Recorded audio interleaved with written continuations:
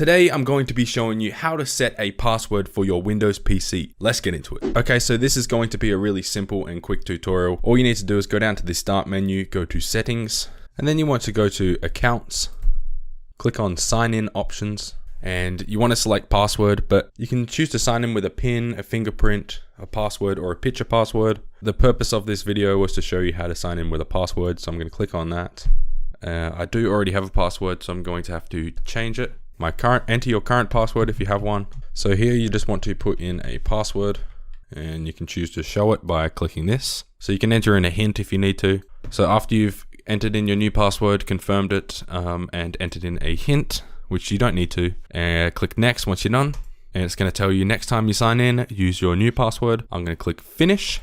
It's going to update your password. And now next time you sign into your PC, you'll have to enter in your new password. That is it for this video. If it did help, please hit that subscribe button and also hit that like button. If you have any problems, please leave a comment down below and I will do my best to help out. Also leave in the comments your suggestions for future videos to put on this channel. And that is it from me. Peace out.